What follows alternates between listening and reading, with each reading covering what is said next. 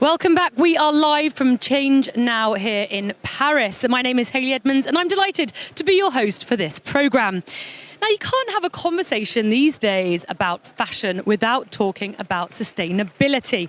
So how does Kering, one of the biggest luxury groups in the world, tackle this issue? What are the initiatives of the group in terms of sustainability? What are the ambitions of this major player in the fashion business? Well, we'll find out more with my next guests. We'll talk about biodiversity and regenerative agriculture, sustainable innovation, and in terms of alternative materials and circularity. So let's start with our first topic. Now, an example that highlights Kering's commitment to creating products that last, repair, reuse, and recycle are the three pillars of circular economy. To tell us more, please welcome Dounia Wone from Vestiaire Collective and Fanny de Bretagne from Kering. Welcome, ladies, and thank you so much for being with us here today. Hi, thank you for having us. So before starting, I'd just like to share a few facts about Kering.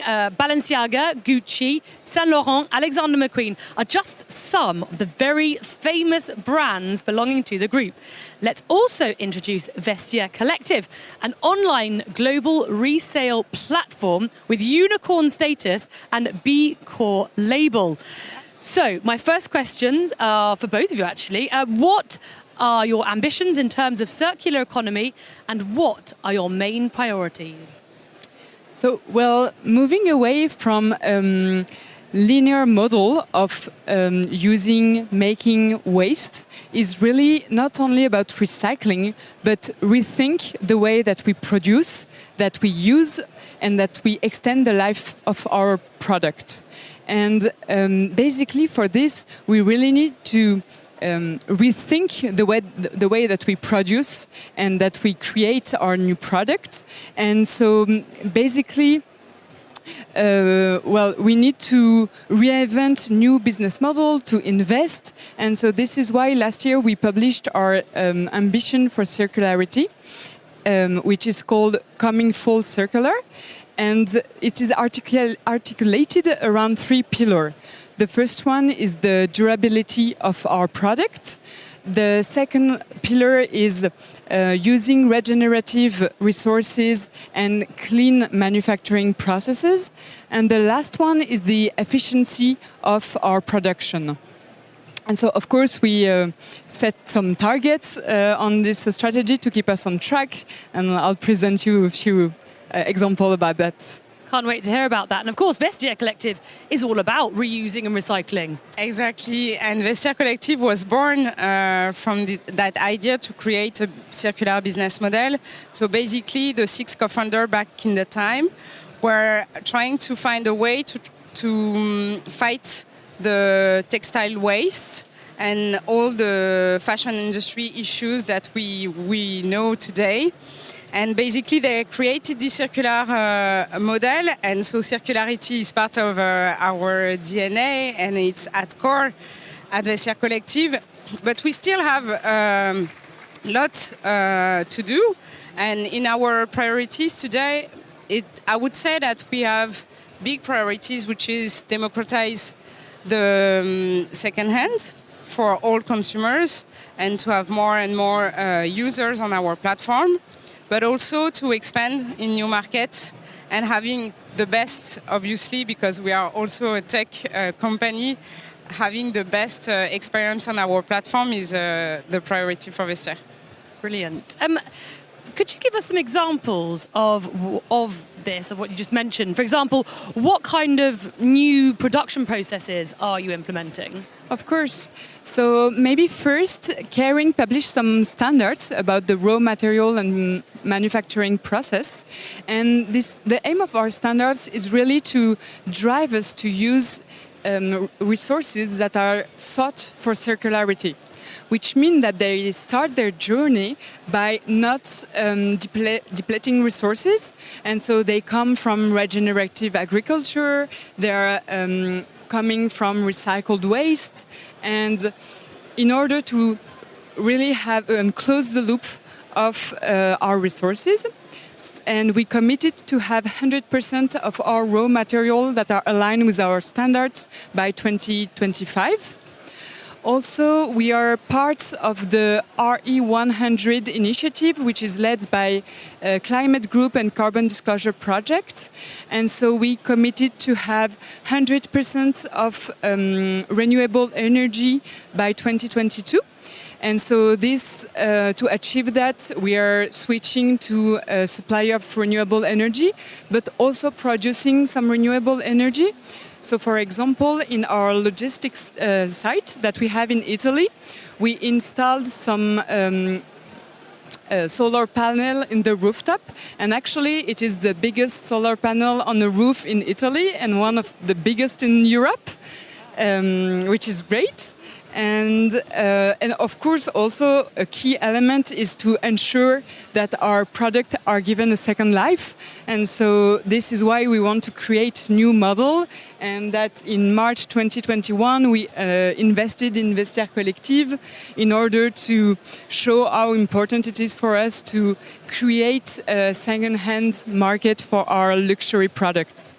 And I guess its collaboration really makes sense because you're making good quality pieces that are durable, that are going to last. On the contrary, you know, there's a lot of fast fashion, which, you know, as we see, it's just people are buying so much in so much quantity and throwing a lot away. I mean, this must be a huge advantage to you, and you know, selling luxury products is that you know their durability. Exactly, and this was a real strategy back at the very beginning of Vestiaire Collective, and that is why they invest into that segmentation of luxury, because yes, we were talking about textile waste, but because of the overconsumption and the product that are not durable enough and that you will wash and then you need to throw it away, which is not what is in the luxury fashion, because they invest in the materials. And actually you can talk about durability for materials, but also the emotional durability, and that's the strength of those luxury brand and Kering group, is that all those designs are timeless. So they can have a second, third, or fourth life. And yes, it's a good investment. So our job is also to change the way people consume fashion. This is our mission. And we want to really displace people from the fast fashion toward a more, a biggest investment, but maybe less consumption, but really an investment for life. Have you seen a shift in the mindset of people? Because, you know, going back 10 years, second-hand clothes weren't cool, or anything second-hand. It wasn't cool. But these days, with second-hand luxury sites such as Vestiaire Collective, and, you know, we know where the traceability of the products as well, is it another cool? Has it become cool? Are people kind of second-hand or vintage now, you know, a lot more kind of prestigious? Yeah, I would say maybe two things. One, the job was to democratize, so through digitalization and bring digital into that market, because no one, actually our co-founder did not invent vintage or second-hand. It was here, but there were no platform where you can have a giant and a global wardrobe. With all that catalog. So that was the first thing, but also you can see the consumer today, it's more mainstream, and it's something that I can see even in my family with my niece. Yeah. They are really like it's kind of the way they consume fashion.